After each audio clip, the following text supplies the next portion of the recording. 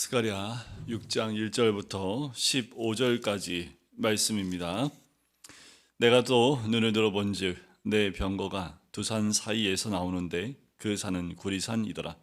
첫째 병거는 붉은 말들이, 둘째 병거는 검은 말들이, 셋째 병거는 흰 말들이, 넷째 병거는 어룽지고 건장한 말들이 메었는지라. 내가 내게 말한 천사에게 물어 이르되 내 주여 이것들이 무엇이니까 하니, 천사가 대답하여 이르되 이는 하늘의 내 바람인데 온 세상의 주 앞에 서 있다가 나가는 것이라 하더라. 검은 말은 북쪽 땅으로 나가고 흰 말은 그 뒤를 따르고 어룽진 말은 남쪽 땅으로 나가고 건장한 말은 나가서 땅에 두루 다니고자 하니, 그가 이르되 너희는 여기서 나가서 땅에 두루 다니라 하매 곧 땅에 두루 다니더라. 그가 내게 외쳐 말하여 이르되 북쪽으로 나간 자들이 북쪽에서 내 영을 쉬게 하였느니라 하더라.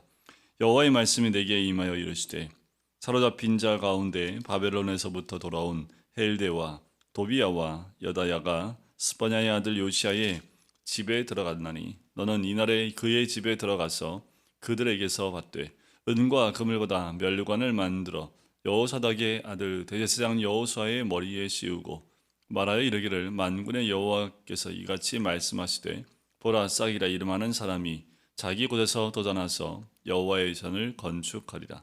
그가 여호와의 전을 건축하고 영광도 얻고 그 자리에 앉아서 다스릴 것이요 또 제사장이 자기 자리에 있으리니 이 둘 사이에 평화의 은원이 있으리라 하셨다 하고, 그 면류관은 헬렘과 도비야와 여다야와 스바냐의 아들 헨을 기념하기 위하여 여호와의 전 안에 두라 하시니라.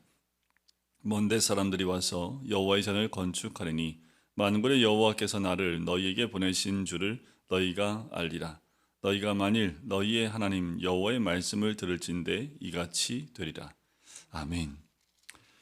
이제 스가랴에게 보여진 환상 가운데 마지막 네 병거의 환상이 나오고, 그 이후에 이제 모든 환상의 결론 부분에 해당하는 부분이 뒤이어서 등장을 합니다. 환상 어떻게 해석하냐에 따라서 그 해석이 많이 달라지기도 합니다. 하지만 환상은 우리에게 여러 가지 각도로 그 부분들을 해석하라고 주신 것보다 말씀 안에서 그 환상들을 또 해석을 하고 또 하나님의 뜻이 무엇인지 분별하는 거지요.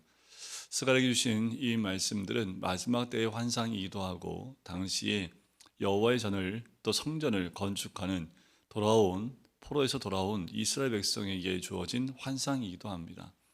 특히 스가랴의 환상 가운데 메시아에 대한 환상도 많이 나오기 때문에 이 8가지 환상 가운데 성전 건축과 함께 마지막 때에 대한 심판의 메시지가 있지요.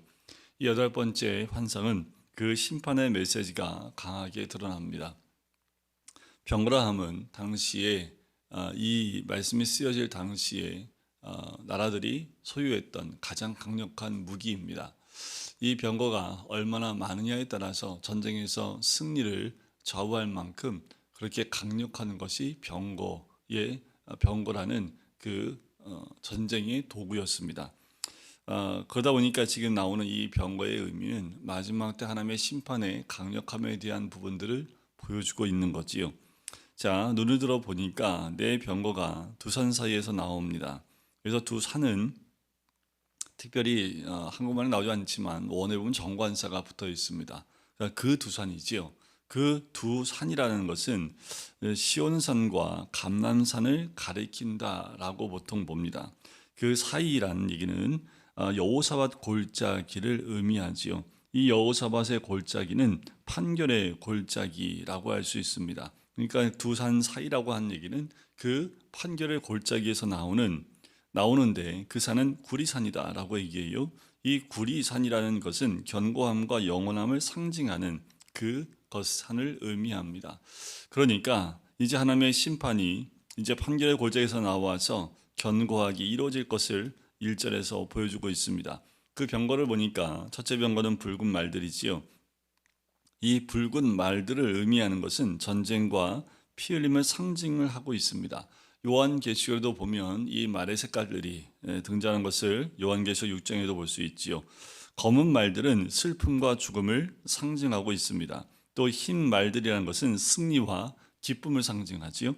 그리고 어룽지고 건장한 말들이 메었다라는 이 뜻은 기근과 질병을 상징하고 있습니다.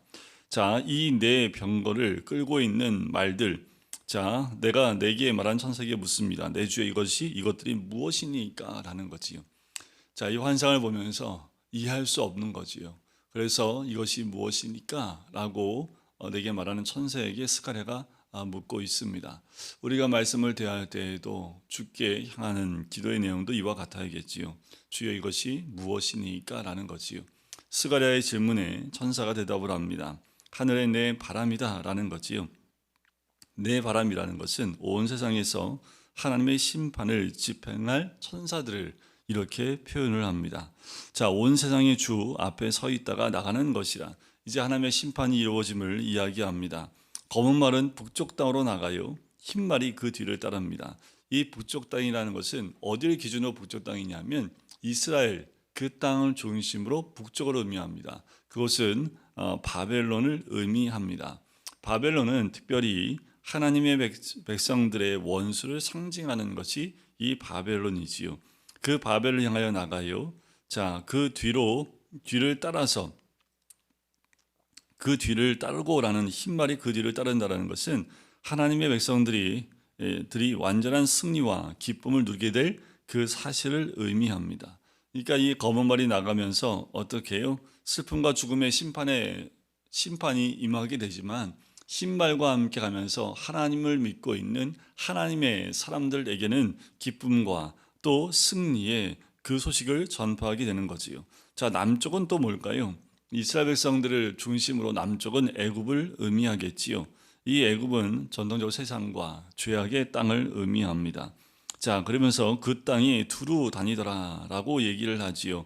그 땅을 두루 다닌다. 그 땅에 두루 다니더라 라고까지 얘기하는 것은 두루 다니며 하나님의 심판을 임하게 한다라는 의미가 있습니다. 여기서 건장한 말이라고 하는 말이 7절에 처음 나오는데 이것은 여기 나오는 네 종류의 모든 말들을 의미합니다.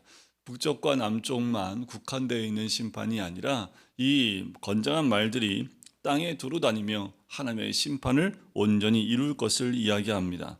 8절에 보니까 북쪽으로 나간 자들이 북쪽에서 내 영을 쉬게 하였다라고 얘기를 해요. 북쪽으로 나간 자들이라는 것은 원수들을 심판하신다라는 그 의미를 가지고 있는 메시지입니다. 그러니까 무엇을 의미합니까? 내 영을 쉬게 하였다라는 그 말은 죄악의 세력에 대한 심판이 철저히 완수되어지고 하나님의 공의가 온전히 만족시켜지게 됐다라는 그 의미입니다. 하나님의 심판이 완성됐다라는 거지요. 그래요, 이 말씀들은 마지막 때에 이루어질 하나님의 심판의 메시지이기도 합니다. 동일하게 또한 현재적인 말씀이기도 해요.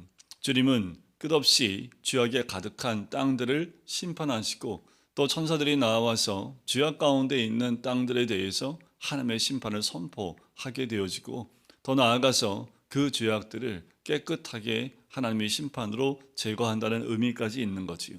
여러분들 우리의 삶 가운데 죄악이 깨끗하게 되어지는 것, 하나님의 자녀로서 이 땅 가운데에서 하나님이 기뻐하시는 것은 죄악에서 멀어지는 겁니다. 세상에서 그리고 세상의 죄악 가운데 머물러 있는 우리가 아니라 그 자리에서 하나님이 쉴만한 또 하나님이 기뻐하실 만한 자리로 옮겨가는 것을 의미하지요. 여러분 우리의 삶 가운데 또 앞으로 임할 하나님의 심판 가운데에서 우리가 있어야 될 자리가 어딘지를 볼 필요가 있습니다. 말씀에 또 따라가는 또 하나님의 선택받은 하나님의 택함받은 백성들은 늘 하나님이 기뻐하시는 그 자리, 하나님이 함께 하시는 그 자리에 머물러야 되는 거지요. 좌로나 우로나 치우치지 아니하고 오직 주님만 거하시는 그 땅 가운데 거룩함을 또 정결함을 유지한 하나님의 백성이 머무르는 그 자리에 있어야 합니다. 하나님의 영이 쉬게 하였느니라 라는 그 말씀대로 마지막 때에는 모든 심판이 끝나면 주 영이 쉬게 되어진다는 그 메시지이기도 하지요. 자, 9절부터 이제 15절까지는 이 8가지 환상의 결론 부분에 해당합니다. 대제사장 여호수아의 대관식이 등장을 해요. 이것은 여기에 나오는 9절 이후에 나오는 여호수아는 오실 메시아 사역의 성격을 보여주고 있는 내용입니다. 자, 여호와의 말씀이 다시 9절에 보면 내게 임한다라고 얘기를 하지요. 여호와의 말씀이 임하고 난 다음에 15절에 보면 끝에 너희가 만일 너희 하나님 여호와의 말씀을 들을진대 이같이 되리라. 들을진대라는 말은 그 말씀에 순종하여 따라간다라는 그 의미예요. 그러니까 여호와의 말씀이 내게 임하여 그것을 그대로 순종하여 이룰진대 이같이 된다라는 겁니다. 말씀이 임하는 것과 말씀을 임한 말씀대로 순종하여 살아가게 되면 그 말씀대로 이루어진다라는 것을 우리에게 스가랴를 통해서 결론 부분에서 말씀해 주고 있는 거지요. 아무리 많은 환상을 본다 할지라도 임한 말씀대로 듣지 않으면 그것은 이루어질 수가 없는 겁니다. 여러분들, 우리의 말씀, 우리가 매 주일마다 듣고 매일매일 듣는 말씀, 우리가 매일 읽는 그 말씀이 우리 삶 가운데 임하는 것이 중요하지요. 임한 그 말씀을 우리가 순종하여 들을진데 그 말씀대로 이루어가는 삶이 우리 삶 가운데 온전히 따라와야 된다라는 겁니다. 자, 포로에서 기원하여 들어온 바벨론에서부터 돌아온 사람들의 이름이 등장을 하지요. 자, 그들이 들어갔는데 너는 이날에 그 집에 들어가서 그에게 받되, 자, 이것은 이 포로에서 들어온 그 백성들이 성전을 건축하기 위해서 각자가 다 모아서 내었던 그 성전의 예물들을 의미하겠지요. 그런데 11절에 보면 그 가운데 은과 금을 받아서 멸관을 만들라고 얘기를 해요. 왜 그럴까요? 여호사닥의 아들 대제사장 여호수아의 머리에 씌우라는 겁니다. 근데 우리가 여기서 갸웃해야 될 것이 있는데 뭐냐면, 대제사장에게는 면류관을 씌우지 않습니다. 이 면류관이라는 것은 왕에게 씌워주는 거지요. 그런데 대제사장인 여호수아에게 씌워주고 있다라는 거예요. 그러니까 이것은 당시의 대상이 여호수아만을 의미하는 것이 아니라 바로 메시아의 이 두 가지 직분에 대한 부분들을 언급하며 말씀하고 있는 겁니다. 왕으로 오실 메시아와 또 대제사장으로 오실 메시아에 대한 두 가지 그 직분에 대해서 여호수아에게 머리에 씌워요. 말하여 이르기를 12절에 보면 만군의 여호와께서 이같이 말씀하시되 보라, 싹이라 이름하는 사람이 자기 곳에서 돋아나서 여호와의 전을 건축하리라. 이 싹이라는 그 말은 그리스도 메시아를 이야기할 때 구약에서 많이 등장하는 단어입니다. 그러니까 메시아를 상징하는 예언적인 호칭이지요. 그런데 자기 곳에서 돋아난다라는 그 말의 의미 가운데는 다윗의 혈통으로 나실 뿐만 아니라 초라하기 그지없는 모습으로 나실 것을 이 자기 곳에서 돋아나서라는 말로 표현을 하고 있는 거지요. 여호와의 전을 건축하리라라고 얘기를 해요. 바로 그리스도께서 이 여호와의 전을 건축한다라는 거지요. 우리가 눈에 보이는 이제 포로에서 돌아와 그들이 만드는 눈에 보이는 성전, 그리고 메시아 예수 그리스도께서 이 땅에 오셨을 때 헤롯에 의해서 지어졌던 화려한 그 성전을 의미하는 것이 아니라는 거지요. 예수님이 요한복음 2장에 눈에 보이는 그 성전을 헐어버려라, 내가 3일 만에 다시 세우겠다라고 말씀하셨던 눈에 보이는 성전이 아니라 우리 하나님이 받으실 만한 영원한 그 전을 의미하고 있는 거지요. 바로 메시아가 이 땅에 오시면 이제 그 여호와의 전이 건축되리라 라고 말씀하고 있는 겁니다. 13절에 보면 그 여호와의 전을 건축하고 영광도 얻고 그 자리에 앉아서 다스릴 것이요, 왕권을 의미하지요. 또 제사장이 자기 자리에 있으리니, 그래요. 이 두 가지 직분들이 하나가 되어짐을 의미합니다. 이 두 가지 직분이 하나가 되어져 메시아가 이 땅 가운데 다스리게 될 것을 의미하고 있는 거고요. 그 메시아가 오심을 통해서 온전한 평화가 임하게 됨을 이야기합니다. 먼데 사람들, 15절에 보면 먼데 사람들이 와서 여호와의 전을 건축하리라. 마지막 때 먼데 사람은 이방인들을 의미하지요. 모든 사람들, 이 땅에 있는 모든 사람들이 와서 여호와의 전, 하나님의 전으로 건축되리라 하고 말씀을 합니다. 마지막 때에 주님이 받으실 만한 거룩한 전으로 세워진다라는 것을 의미하지요. 오늘도 우리가 말씀이 임하고 그 말씀을 들을진데 여호와 전이 건축되는 곳으로 가는 거지요. 우리의 매일의 삶은 결론은 그것입니다. 여호와의 전이 건축되는 거지요. 그리고 메시아의 통치와 다스림 가운데 거하는 것, 그것이 바로 우리의 삶이어야 합니다. 오늘도 끊임없이 여호와의 전을 건축하며 주님 앞에 나가는 하루가 되시기를 주님의 이름으로 간절히 축원드립니다. 기도하겠습니다. 사랑의 주님, 오늘도 우리에게 허락하신 귀한 날 감사합니다. 하나님, 매일매일 순간마다 주와 동행하며 우리에게 허락하신 말씀대로 그 말씀에 순종함으로 우리에게 주어진 모든 삶을 통하여 여호와 하나님께 전으로 올려드릴 수 있는 우리가 되어지길 간절히 소원합니다. 깨어있는 자 되게 하여 주시고 매일 그리스도와 동행하며 매일의 삶 가운데 주님이 기뻐하실 만한 자리에 머물며 심판 가운데 있을 세상을 동경하는 것이 아니라 오늘도 주를 바라며 주님 안에서 거룩한 성전으로 지어져가는 하나님의 사람이 될 수 있도록 축복하여 주시옵소서. 감사드리며 예수 그리스도의 이름으로 기도드립니다. 아멘.